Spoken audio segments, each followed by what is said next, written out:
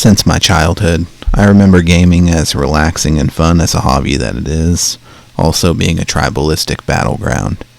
Specifically for me, Xbox or PlayStation, and Nintendo DS or the PlayStation Portable. What were the weapons of choice for all sides in these console wars, do you ask? Why, exclusives, of course. If you wanted single-player experiences like Jak and Daxter, Ratchet and Clank, or The Last of Us, you chose PlayStation. If you wanted multiplayer-driven experiences like Halo or Gears of War, you chose Xbox. I had two older brothers who only wanted to talk trash online and constantly see which one was better between the two of them. So in our house, it was Xbox all the way. To this day, Halo and Gears are the two constant reasons why I chose the Xbox every time a new generation started. As good as exclusives were, and the constant battle to justify what side you picked, the best thing about consoles are the third-party games everyone has access to, because those were the shared experiences. Devil May Cry and Resident Evil being a couple of those examples. My least favorite thing about this time was that you could not play with someone on an opposing platform, and for too long, in my opinion, that remained a staple.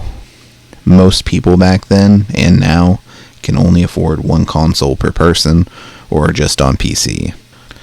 I remember in the year 2015 hearing some coworkers talking about playing Destiny together, and we had hit it off, and I asked if I could play some time with them. They said, "Of course, you got a PlayStation, right?" Those words made my stomach sink. Once I delivered the bad news of only having an Xbox, it got very awkward, and I was left out of the conversation entirely. Knowing what I know now, it was completely unnecessary and ridiculous that we didn't have crossplay and something akin to Discord, or at least in-game chat. As fun as jabbing each other about whose team was the best, the isolationism it encouraged was ridiculous. Starting this generation, the console wars were still alive. However, now to give props to Xbox, it's no longer a thing. The exclusives are fading, and that's a good thing. On February 15th, 2024, Phil Spencer, Sarah Bond, and Matt Booty were on the official Xbox podcast. There they announced that 4 games were going to other platforms. At the time, they did not say exactly which ones, but it was later revealed that they were Pentiment, Hi-Fi Rush, Sea of Thieves, and Grounded. When that news broke, it felt like a betrayal at the time. It made me feel as though all of the time and money I spent on this platform, all of the dirt we Xbox fans had to eat from the Xbox One generation onward, was for nothing. However, I was locked in this platform, so I just dealt with it. When it was announced that Indiana Jones was coming to PlayStation only 4 months after being on Xbox and PC, to me it felt like the final nail in the coffin. I felt betrayed and lied to, and that I should have just bought a PlayStation. At that time, I invested in getting a Steam Deck because I didn't have a PC. For a few months, I enjoyed it and built up a not-too-shabby library on Steam. I essentially boycotted playing on my Xbox at all during this time. Then, on June 8th, 2025, I saw a trailer on Xbox's YouTube channel about the new Xbox ROG Ally X, about how this was the handheld they were working on in partnership with Asus that would let you have access to most of your Xbox library, as well as other storefronts like Steam. On June 17th, 2025, they announced their multi-year partnership with AMD. The big statement Sarah Bond said in this interview was that we wouldn't be locked to a single store or a single device. To me, this was the eye-opening moment. The last few months had not been a waste of time, and now I can have the best of both worlds. The platform I have enjoyed for most of my life, and my new Steam library could just be together. Not only that, the big game changer is I can play PlayStation exclusives on Steam. For the first time from a console player's perspective, there were no more walled gardens. Now I can have the best of all worlds.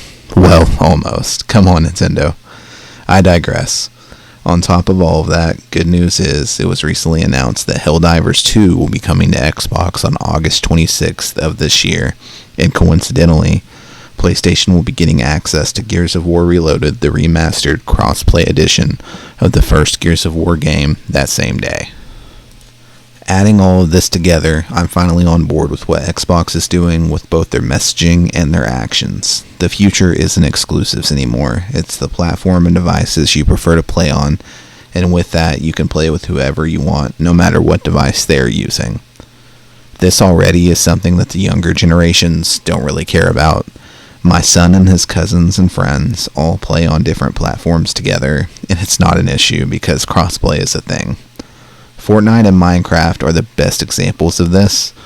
I've never once heard any console warring or shaming from them because it's not a thing, and almost everything is so accessible now, whether you're playing on console, PC, or mobile. There are still some issues that the gaming industry needs to work on, and that list is way too long to fit into this video.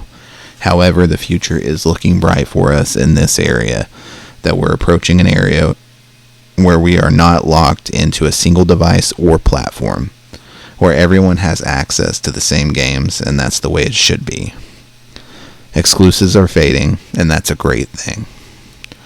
I look forward to matchmaking with you all.